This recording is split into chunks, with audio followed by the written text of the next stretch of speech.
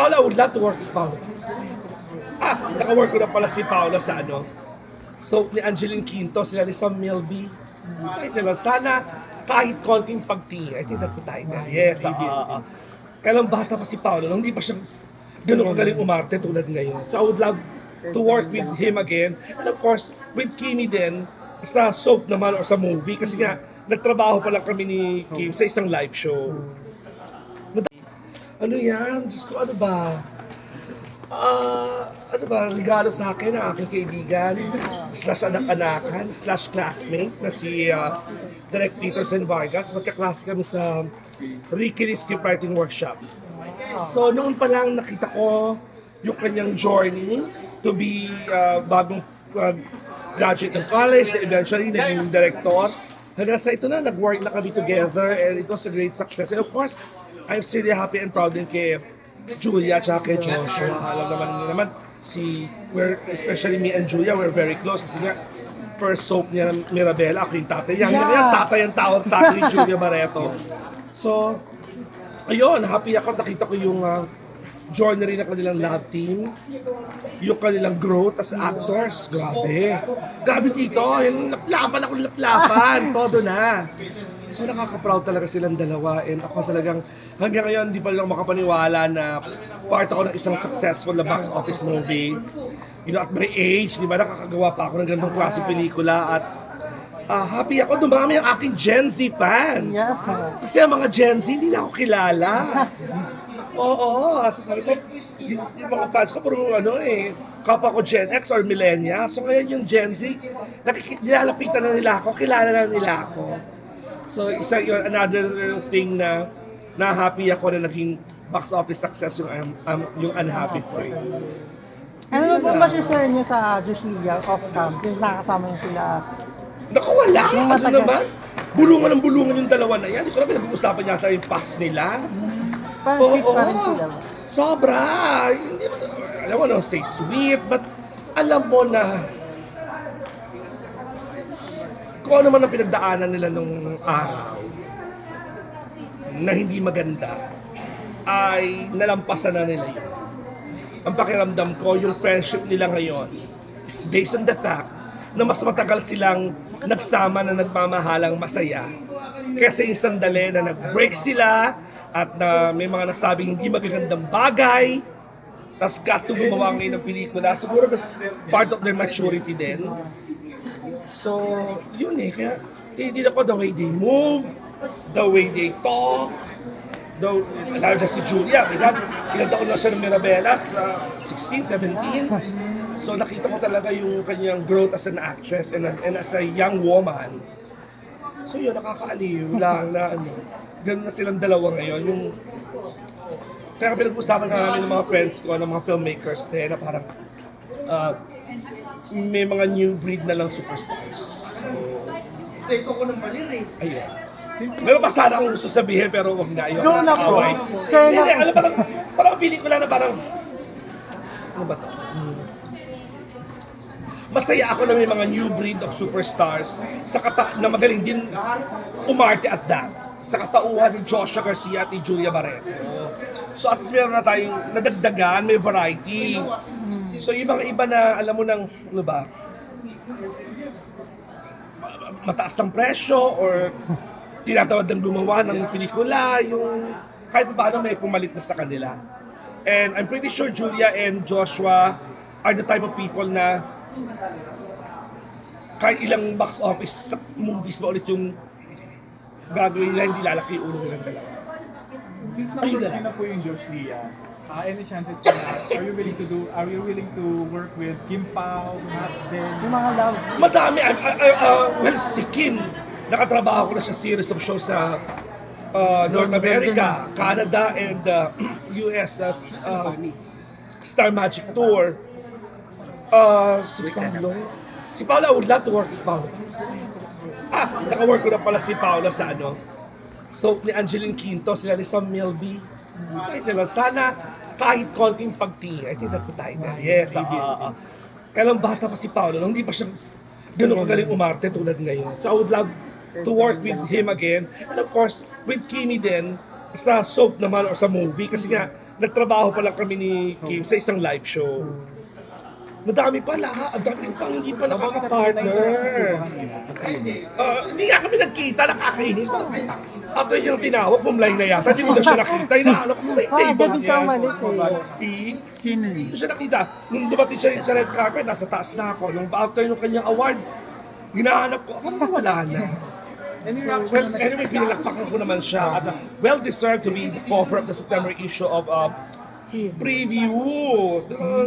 So, sino pa nga ba, di ba? So, hindi na ako magtataka kung isa din sa best dress by next year. Kasi, aminin nyo, after the Takil breakup, parang naging mas inclined sa fashion si Catherine. Yung mga sinusuot niya, mas edgy, mas sexy, mas revealing. So nakaka-proud, wow, parang adult, sexier, and more matured Catherine Bernardo na yung nakikita natin ngayon na again, of course, first movie rin niya, kasama niya, first movie nila ni Daniel, ang Mas Beloved, kasama Marina ko. So nakita ko rin yung journey at growth ni Catherine as a young woman and as an actress. Any reaction mo kung nagkakamabuti na daw sa nakatulong? Narinig ko nga yan. So antayin na lang natin. Pag after ipalabas itong part 2 nung Hello, love. part 2 ng Hello Love Goodbye ay Hello Love Again.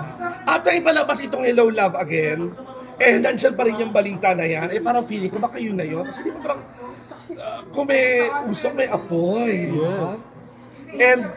And kung nagliligawan man o kung sila man, feeling ko makakatulong yon sa kanilang rapport and performance for this movie. Baka mas bongga na mas bongga na sila ngayon yung kanilang interaction or yung rapport nila dito sa part 2 kaysa doon sa part 1. Kasi kung baka 1, mas close na sila, 2, part 2 na nga, 2 and 3, may issue pa na may ligawang nagaganap. So tingnan natin yung movie. Ako, I would love to see. Parang feeling ko malalaman natin lahat. Kung ligawan pa lang o sila na, depende sa kalalabas na ng pelikula. So we should all watch this movie.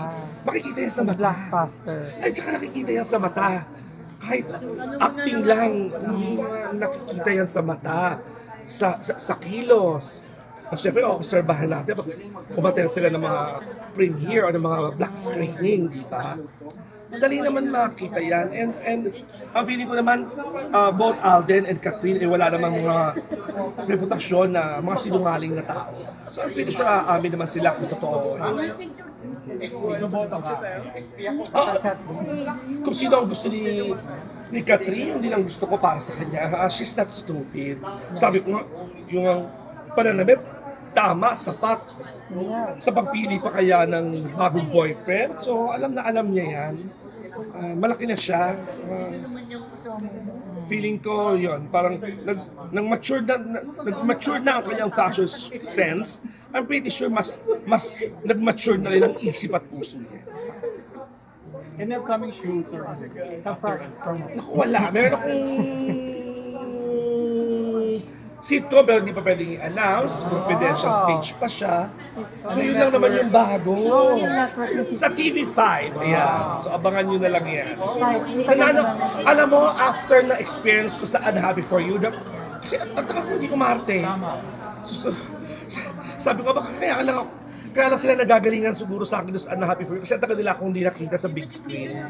So alam mo, after Unhappy For You, na-miss ko bilang umarte. So nananawagan na nga ako sa lahat ng mga producers at network, kunin nila ako sa mga pelikula nila o mga TV shows nila as an artista. Kasi na-realize ko, takal ko nung walang ang last serie ko as an actor sa 5 din, pandemic pa, 2020 yung paano nga yung Pasko.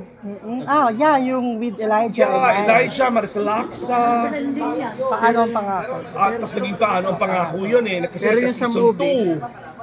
2. O yun pa yung last ko. Movie, before Unhappy For You, pandemic din, Love is Colorblind. Colorblind. First Okay. movie rin ng Don. Swerte yata ako sa mga first movie. Feeling ko alam naman ng Star Cinema yun. Pag mga first movie ng isang love team, ako yung sinasalang Lucky kasi Charm. Lucky Charm. Oo nga po kasi first movie ng Sana ako nga. Sino Ayan. ang director na ng Kim Pao? Announce na. Direct Chad. Chad Vidanes. Sa Pinanas, Chad. Diyos ko, baby namin yan si Chad. Isama mo ako dyan sa Kim Pao movie. Kasi first nila. Kailangan. Swerte ako sa mga Yes, lucky. first movie ng mga love team. Di ba? O nga no. Julina Marvin. Mas beloved. Gabriel. Tapos, Don Bell. Don Bell. Oo nga, no? Josh Lia. Ngayon, Josh Lia. Although, hindi Mirabella. naman first ng Josh Oo, Lia. pero yung Pero comeback. comeback nila, di ba? Oo nga. Kaya manawagan tayo sa lahat ng producer sa Star Cinema. Star Cinema to, di ba? Yeah. Kim Pao. And Viva. Ay, hindi. No. No. Kim Pao sa- GMA Pictures, yung sa Cat din. Tapos, yung Yes, Kim yes. Pao. Yung Kim Pao, alam ko Star Cinema. Star Cinema. Oo, so antayin nyo na lang. Hopefully.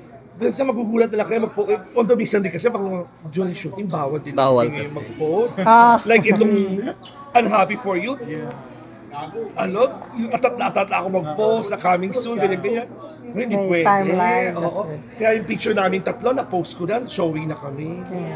Nakakalo yung character mo rin doon. So yun, Unhappy For You, Tumatak still talaga. showing Tumatak. nationwide. Worldwide. Worldwide. Worldwide na nga ngayon. Ilang million na ba? 400? 500? More than As 400. kahapon, magpo-400 na. So baka today, More than na. so please watch it. Huwag kayong magpahuli. Masarap yung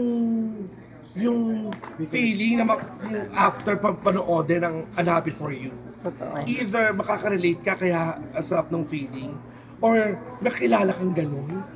O sa iba na hindi pa napagdaanan nyo, at least prepared na kayo para pag pinagdaanan nyo, alam nyo yung mga idadialogue nyo. Thank you po. Thank you so much. Thank you. Thank you. Thank you. Thank you. Ingat po. Congrats. Ako pasensya na kami,